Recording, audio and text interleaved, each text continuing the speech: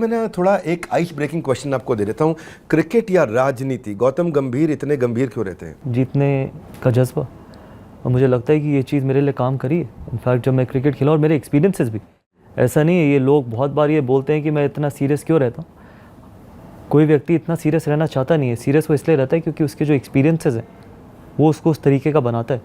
बहुत लोगों को लगता है that I was born with a silver spoon, but उसमें कोई सच नहीं है। I had to probably work harder than most of the other people who've gone on to represent the country, और the reason was कि सबको ये लगता था कि I was born in a really good family, but वो perception beat करने के लिए आपको किसी से 2 या 3 गुना ज़्यादा मेहनत करनी पड़ती है। कई बार हमारे देश में सिर्फ रन नहीं देखे जाते, परसेप्शन भी देखी जाती है।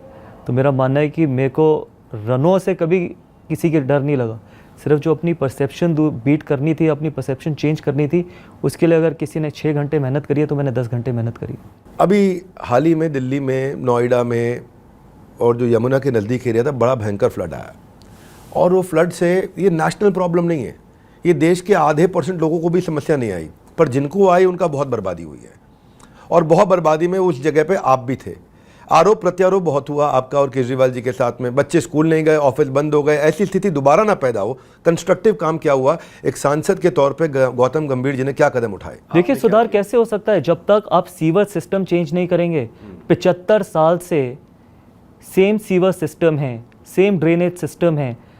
जब देश आज़ाद हुआ था तब की पॉपुलेशन और आज की पॉपुलेशन क्या सेम है? तो क्या लगता है दिल्ली सरकार यानी केजरीवाल जी क्यों नहीं कर रहे? क्योंकि सच आपके पास पैसा ही नहीं है। सब कुछ अगर आप मुफ्त में बांट देंगे तो फिर इंफ्रास्ट्रक्चर पे कैसे पैसा खर्च करेंगे? जो मुफ्त में बांट के भी बहुत प्रॉफिटेबल है। पूछिए उनसे, अगर प्रॉफिटेबल हैं तो कितने लोगों, कितनी बार तो एमसीडी में लोगों को सैलरी नहीं मिलती थी।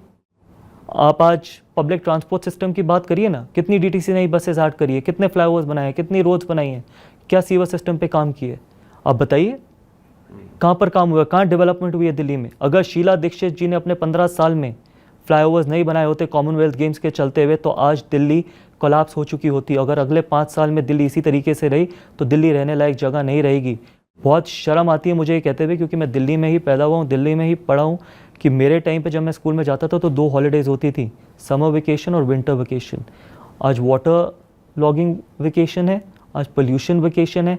आज कोई भी चीज़ होती है दिल्ली में तो सबसे पहले बच्चों की स्कूल की छुट्टियाँ कर दी जाती हैं। ये आपने इंफ्रास्ट्रक्चर पे इन्वेस्ट किए। केजरीवाल जी को एक लाइन में क्या सुझाव देंगे?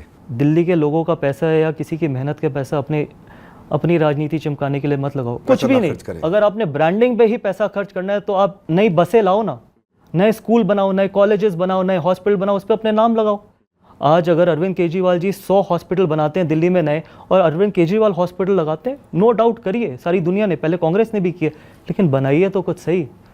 आप बस लेके आइए, आप बस पे अपनी फ़ोटो चिपका दीजिए जितनी चिपकानी है, लेकिन कम से कम वो बस से किसी जनता का तो भला हो रहा है, उस हॉस्पिटल से किसी जनता का तो भला हो रहा है। एडवर्टाइजमेंट होर्डिंग सिर्फ दिवाली के पटाखों की तरह है, आग लगाने की तरह है। पैसे किसी और के होते हैं, शक्ल आपकी चमकती है। तो सिर्फ इतना उनसे कहना है कि आप अपनी शक्ल देखना चाहते हैं, आप अपने पैसे की, अपनी मेहनत की कमाई से देखो जितना दिखवाना चाहते हो।